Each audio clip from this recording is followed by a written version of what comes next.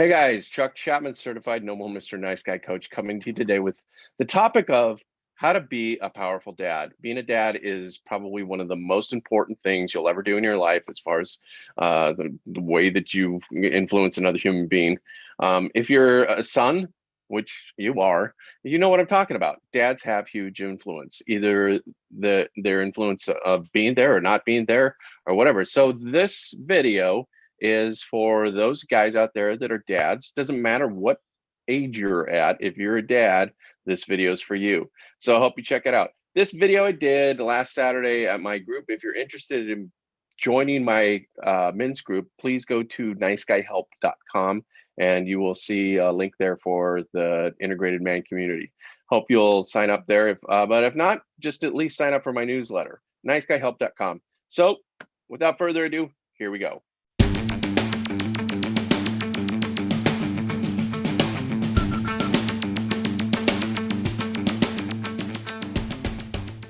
All right, so this is called How to Be a Powerful Dad. All right, so first I thought it'd be good to just talk about childhood development 101. My undergraduate work is actually in human development, so I studied a lot of childhood development, early childhood development. But essentially, all children come into the world, they're helpless, kind of blank slates, so to speak. Children have a need, especially babies, come into the world. Their number one need is the need for belonging. And that's actually our number one need as a human being, is the need for belonging. That's why we're always seeking connection. That's why we join groups. That's why we go, join churches, bowling leagues, all of those kind of things. We need to feel connected and like we belong to something, because we're not the strongest and we're not the fastest and we can't fly and we can't hold our breath underwater for very long. And so our survival mechanism is that the one thing that we have is the ability to cooperate and be in groups together. And that gives us the advantage in survival. A child's greatest fear is abandonment, okay? Because abandonment equals death. If I don't belong to the group, I'm outside the group. If I'm outside the group, then the lion can eat me. So it's a very, very primal instinct to be abandoned. And it's where we get wounded, and it's where we sort of carry the wounds for the rest of our life. So we're still terrified, all of us, even as adults, of being abandoned and being put outside the group, because being alone equals death. All children are also egocentric. In other words, everything that happens to them, they believe they are the cause of it. And so anytime something happens, the ego says, this is your fault. When a child's needs are not met in a timely and judicious manner, they experience abandonment. And as a result of that, children always believe that they are the cause of the abandonment. And so this naive belief creates the toxic shame that says, I am bad. And then that's the lens in which we start viewing the world and viewing ourselves. So then children develop survival mechanisms to cope with the abandonment experience, and to prevent this experience from happening again, they try to hide their badness from themselves and others. And so that's where we start getting into like hiding our perceived flaws, mistakes, and things like that, because early on in our childhood development, when we didn't get our needs met in a timely and judicious way, we started developing this egocentric belief that said, I'm bad. And so what I have to do then is I have to hide that from myself and from other people. We think in story, narration. Okay, so there's always something going on, and I'm always telling myself a story. This happens early in our development. In every event, the child believes that the circumstances are telling them a story about himself. So the child's logic is, there must be something wrong with me because fill in the blank. When I cry, no one comes. When mom gets mad, the look on her face. Dad left and he didn't come back. There must be something wrong with me because dad yelled at me. There must be something wrong with me because I can't make mom happy. So what we do is we develop coping beliefs. The coping belief is, I'm only good enough and lovable when fill in the blank. I'm different from dad. Mom might say, don't grow up to be like your father. I'm only lovable when mom needs me. That starts developing our codependency. Oh, my mom needs me. I must be lovable. The woman needs me. I must be lovable. I'm only good enough and lovable when I make good grades or when I make the team. I'm only lovable when I don't cause problems. I'm only lovable when I make my parents happy.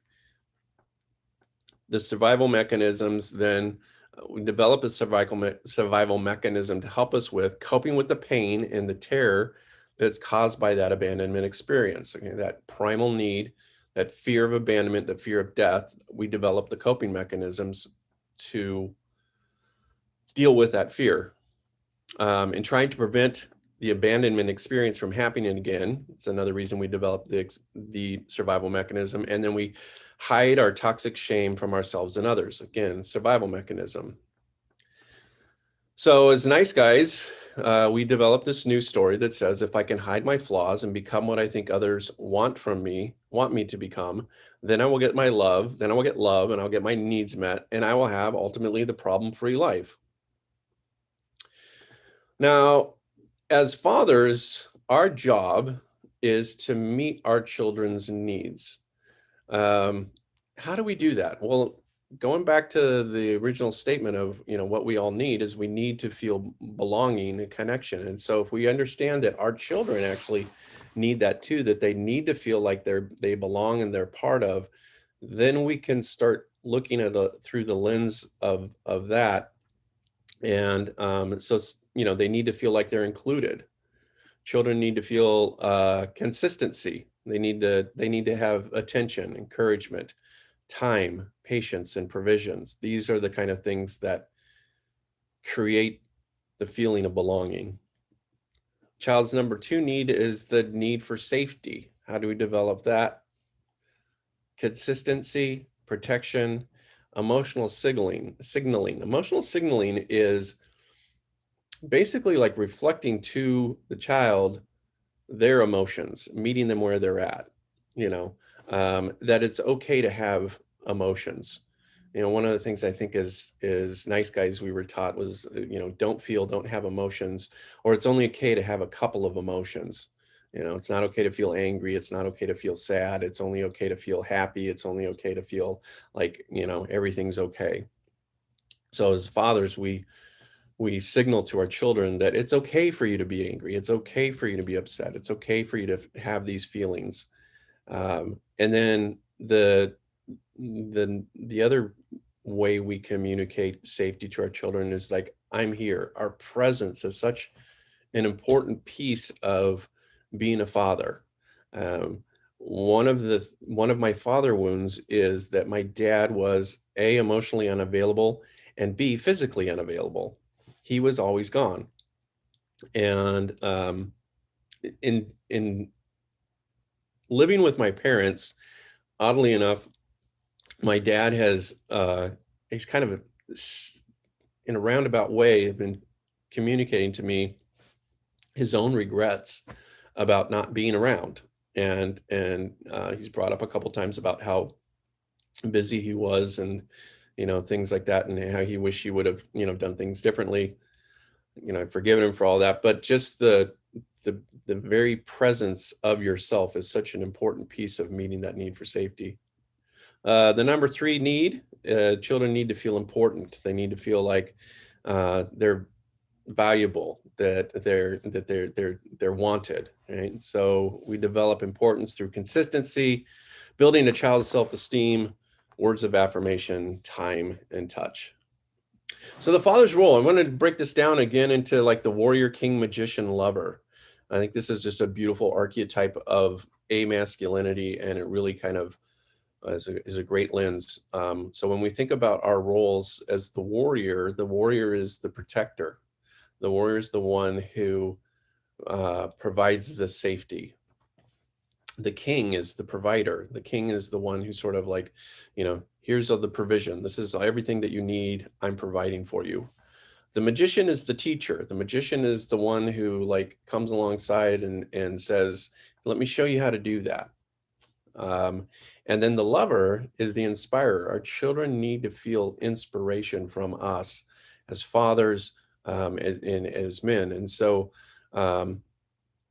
as you think about your role as a father, either with, if you have small children, or if your kids aren't even born yet, think about it in terms of the warrior, king, magician, and lover, and how each one of those roles is vitally important in all of our relationships. So there's 4 types of fathers. There's the passive father. This is the father that's emotionally and physically not there. There's the authoritarian father. That's my way or the highway. It's like it's very, very rigid. There's the indulgent father. That's basically like, I'll give you whatever you want. I don't really, you just, whatever's going to make you happy. And then there's the authoritative father, and the authoritative father is more of the integrated man.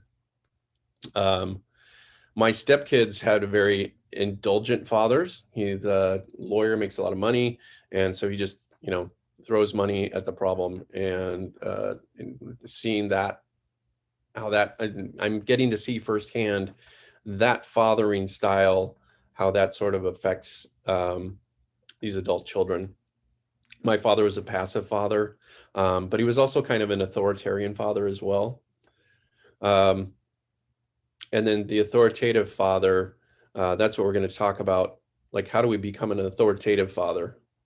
So the authoritative father loves unconditionally, but is able to set boundaries and limitations. The authoritative father keeps his cup filled, right? You can't give from an empty cup. You have to be meeting your needs. Your job as a father is to meet your children's needs, but you can't meet their needs if your cup is empty. That's why it's important to put your needs first. Authoritative father lives from a conscious self, a conscious sense of himself. We're either in conscious mode or we're in sort of semi-conscious mode. We're either present or we're not present, right? And so training our nervous system to constantly come back to being present with your kids, there's, again, nothing more important really than being present with your kids and showing up in a conscious way. Authoritative father meets his children's needs in a timely and judicious manner, right? Going back to that abandonment thing of like, when there's a need, we meet it, right? And so, for example, baby cries, we go in there and pick up the baby. That's meeting the baby's need in a timely and judicious manner. All right, there's 2 things I want to talk just real briefly about: sons and daughters. These are 2 things that I think there's a difference between raising daughters and sons, and that's the whole topic in and of itself. But just 2 key points here. As a son, I think the son's greatest need is to know that he has what it takes. I admire you is the message that we want to be able to give to our sons. I'm proud of you. You've got this. You can handle this. One of the most important aspects of overcoming the nice guy syndrome is that mantra of, no matter what happens, I can handle it. Well, that wasn't taught to me by my father, but I want to be able to bestow that onto my son, right? You have what it takes. You can handle it. And I really admire you. Daughters, on the other hand, need to feel loved. That's the feminine, right? I heard this quote a long time ago. I don't remember who said, but it was, if you're not loving your daughter, she will seek love from another man. And the way we love our daughters is we say, it's the message of, I adore you. So with sons, it's I admire you. With daughters, it's I adore you. Now they need both, right? But I think in admiration, what you do, and adoration, who you are. Those are kind of the masculine and feminine messages that fathers and sons need, or excuse me, sons and daughters need. All right. So you were always fathering. All right. I mentioned that earlier. Here's some of the things that we do as fathers. Fathers are action orientated. Fathers are powerful. Fathers are disciplined and focused. Fathers are validated internally by taking action. Fathers provide and protect. Fathers lead. Fathers ascertain. Fathers seek mastery and freedom, and consistency is everything. You guys might recognize this list. This list is from the higher quadrant of the masculine quadrant. For those of you that are new and haven't heard of that yet, there's I think a link in the members section where we go over that. That essentially a father is living in the higher masculine self. Right? That's what we do. We consciously live in that quadrant. All right. So I wanted to, what's the most important thing you could do to meet your child's need? All right. The most important thing is be consistent. All right. Steady, unwavering, dependable, unconditional, humble, and always improving and growing. Nothing creates a sense of belonging, a sense of safety, and a sense of importance like being consistent. And I would say that, like with my father, with all of his flaws and everything like that, the one thing that he really kind of provided in many ways was consistency.